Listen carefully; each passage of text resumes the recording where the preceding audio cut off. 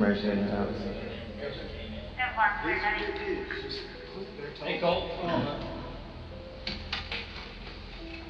So did Dad kind of explain everything to you?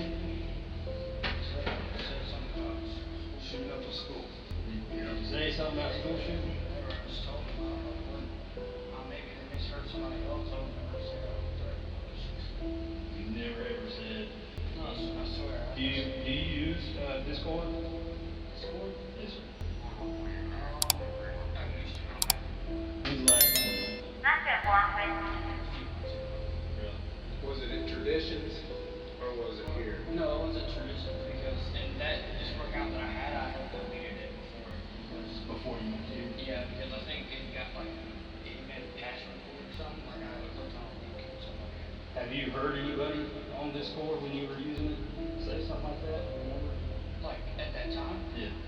I don't think so. I don't think I ever had anybody that.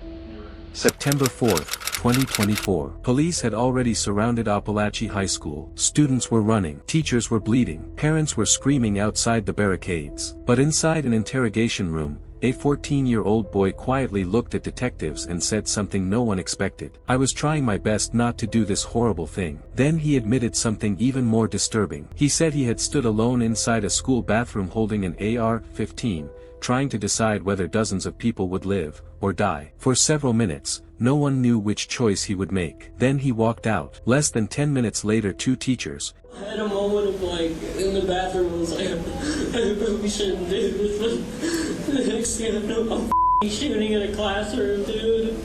You shot in a classroom? Yes, sir, down there. You did? Yeah, and then I saw people in the hallway. And you shot people in the hallway too? Yes, sir, I think that would, yeah. Two students were dead. Nearly 2 years passed before the public finally heard that confession. Not during the investigation, not during a trial, but inside a packed courtroom where the teenager responsible for one of Georgia's deadliest school shootings suddenly pleaded guilty to all 55 criminal charges.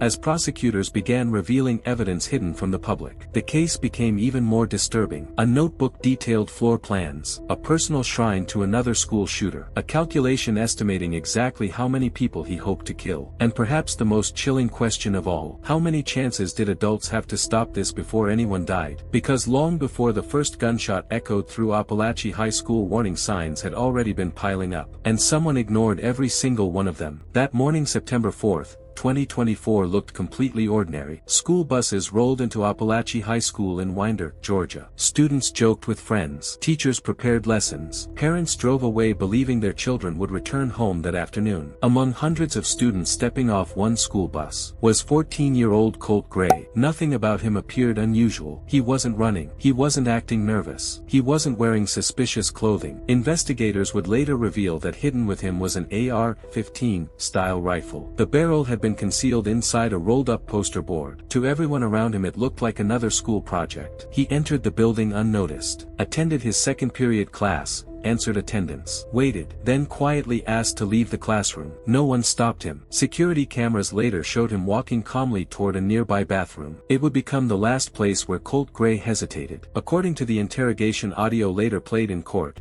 he stood inside that bathroom listening to voices in his head while wrestling with one final decision. Should he walk back into class or carry out the attack he had spent months planning? For a brief moment there was still time to stop what was about to happen. But that moment disappeared. He emerged from the bathroom carrying the rifle. Seconds later, the first shots rang out. The shooting lasted only minutes. But investigators would soon discover that what happened inside Apalachee High School had been building for much longer. This wasn't simply the story of a teenager who brought a rifle to school. It became the story of warning signs, ignored opportunities, and a family that would eventually make American legal history. As detectives searched Colt Gray's bedroom, they uncovered evidence that painted a disturbing picture of his state of mind. Mounted near his computer was what prosecutors described as a shrine dedicated to Nicholas Cruz, the gunman responsible for the 2018 Parkland school shooting. Investigators also recovered notebooks filled with handwritten plans. There were classroom sketches, step-by-step instructions, estimated casualty counts. One page suggested he believed he could kill as many as 26 people and injure 13 others. This wasn't a spontaneous act. According to prosecutors,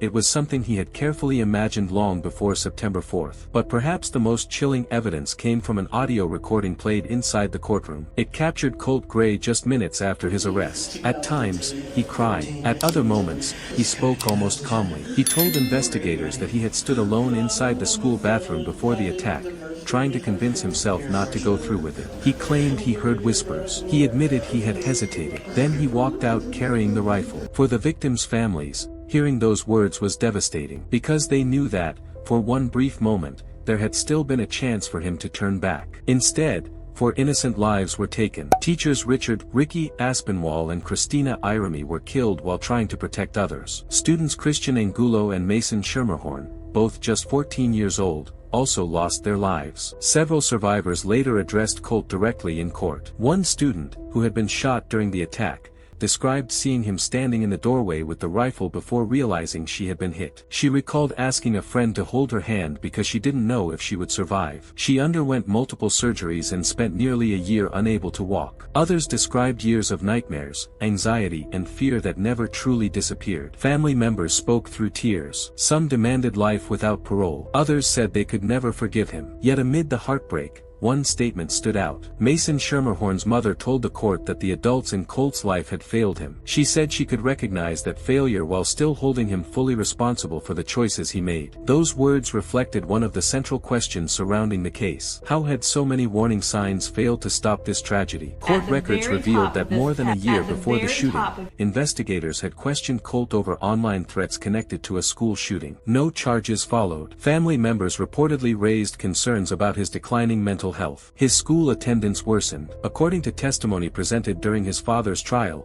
counseling had been discussed but never arranged. Then came the decision that shocked the nation. Months after those warning signs, Colt's father, Colin Gray, gave him the AR-15 style rifle later used in the attack. Prosecutors argued that he continued buying ammunition and shooting accessories despite knowing his son's mental state had deteriorated. That decision led to an unprecedented prosecution. In March 2026, Colin Gray was convicted of second-degree murder, involuntary manslaughter, and other charges for enabling his son's access to the weapon. Legal experts called it one of the first cases in the United States where a parent was held criminally responsible for a mass shooting carried out by their child. Then, on July 24, 2026, Colt Gray ended any possibility of a trial. Standing before Judge Nicholas Prim, he pleaded guilty to all 55 charges. There was no plea agreement, no negotiated sentence, only repeated answers of, "Yes, Your Honor." The judge will ultimately decide whether Colt Gray spends the rest of his life behind bars without the possibility of parole or whether parole could someday be considered. His father's sentencing also marks another chapter in a case that has already reshaped conversations about parental responsibility, mental health, and access to firearms. Nearly 2 years after the shooting, the scars remain visible throughout the Apalachee High School community. Classrooms have reopened, students have returned, but for the families who buried loved ones and for the survivors who relive that mourning every day, there is no true ending. Only a lifetime of consequences. Because in the end, this case wasn't defined only by the shots fired inside a Georgia high school. It was defined by the warning signs that came before them, the questions no one answered, and the opportunities that disappeared long before September 4, 2024. If there is one lesson from the Apalachee High School tragedy, it is this: sometimes the most important moments in a crime happen long before the crime itself. They happen when someone asks for help, when warning signs appear, and when adults must decide whether to act or look away. Only after tragedy do those missed moments become impossible to ignore. If you found this documentary informative, consider subscribing for more in-depth coverage of major criminal cases, courtroom developments, and the stories behind the headlines.